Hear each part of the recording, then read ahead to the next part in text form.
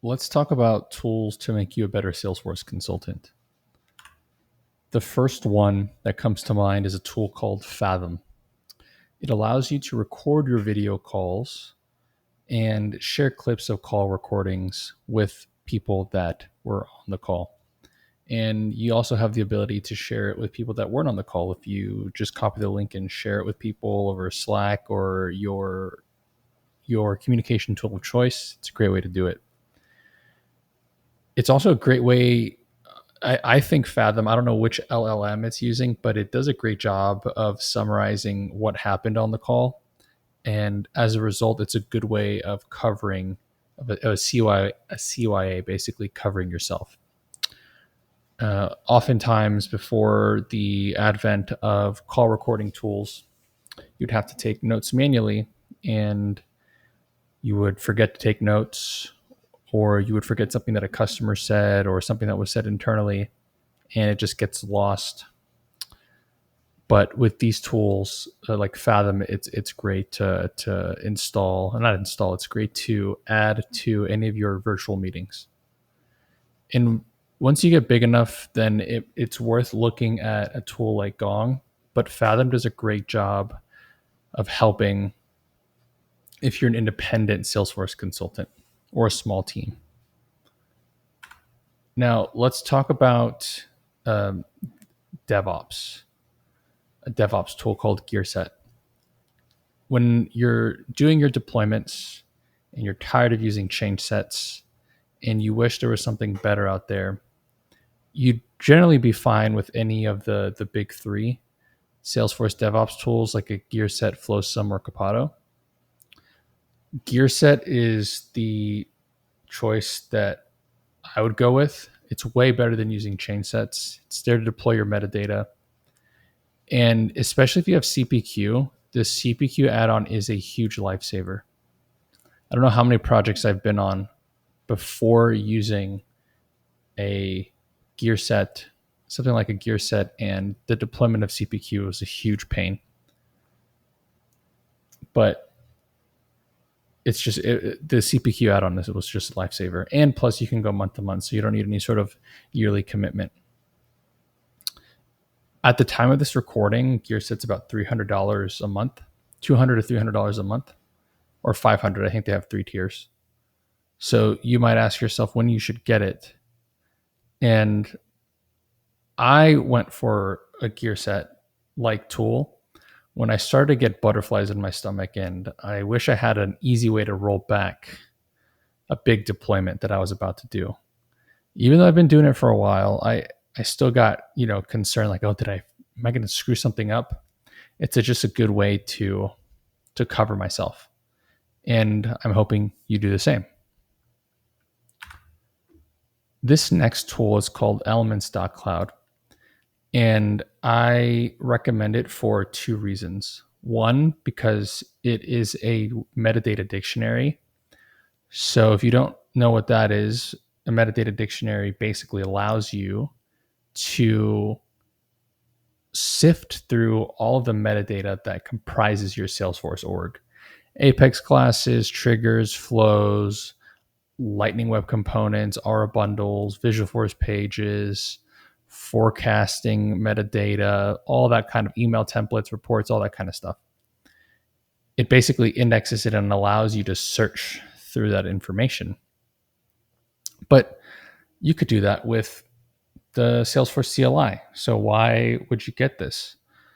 It's also a process documentation tool. So think of it like a Lucid chart where you can basically build process maps of what you're doing in a business process.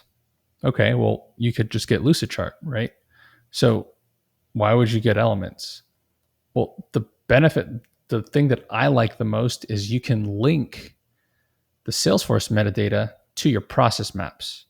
So you can have a Lucid chart like experience, but you can tag Salesforce metadata to the shapes that are in your process flows, which makes it really easy to share with your internal team and with your customers alike. I think this Elements tool is probably the best thing that happened to me with respect to documenting the things that I would do. And I say that because, we all talk about Salesforce documentation and we laugh about it, how it's an afterthought and things like that. But using elements really helped me start really thinking about the process before you actually do any sort of build. And elements was a great forcing function to help me with that. And I think it would help a bunch of other Salesforce consultants to get in the mindset of thinking about the process before they build. So I'm a big fan of using elements. Now let's talk about GitHub. Basically, GitHub allows you to create what's known as repositories of your customer metadata. You can create your SFDX projects and you can store the versioning of your Salesforce metadata that you manipulate over time, and you can have a track of the changes you've made. I would say if you're going to do this, make sure you get the okay from your customers to create repositories of the metadata, because you don't want to just do it without their approval. And GitHub also pairs well with like any DevOps tool, like the GearSet, Flowsum, Capados of the world. But if you're cost cutting, you might want to look at using something like GitHub Actions to handle the actual deployments. If you're going to do this, it was going to require a Salesforce dev or somebody that's good with writing code on top of GitHub, because it's basically code. But highly recommend using GitHub when you start to get very code heavy in your Salesforce org. And then I'll talk about Slack. Slack sounds like it's a no-brainer. It's there to have you're there to use it to have conversations with your customers and internal team. What is a good practice though is to split up your channels. So say you have a customer and it'd be good to break out your channels into an internal channel. So your delivery team has a way of communicating about the customer or issues with the customer. And then the external channel is meant for both the customer and the delivery team that's servicing the customer. It's a good way to break down the Slack channels. Highly recommend. And lastly, Zoom. There to have video calls. But the reason I like it is because they have this clips feature, which allows you to send short videos to customers. And that is an excellent feature that I don't think it's talked about enough. I can send a 5-minute video or a 10-minute video about some sort of concept that I'm working with to a customer, send it in an external Slack channel with a customer and a delivery team, get feedback on it, or I can put that clip in a Jira ticket. They can watch it.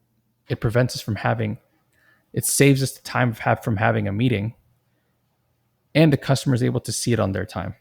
So the clips feature is an excellent tool that comes with Zoom. And if you don't use it, I recommend that you start.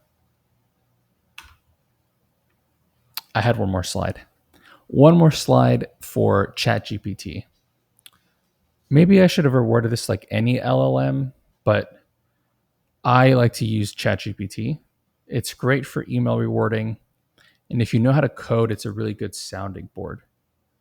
But what I would say, it's not great at generating code from scratch. It's also not great at generating Apex code or LW or JavaScript that is specific to LWCs from scratch. I will say if you like one-shot code from any LLM and the Salesforce developer architect is reading it, they're probably going to catch that you didn't write it yourself, and you might get roasted in the code reviews because of some of the mistakes that LLMs tend to make when they are writing code that is specific to Apex. You'll see this like when writing SQL queries or things that are a weird variation of Java. So keep that in mind.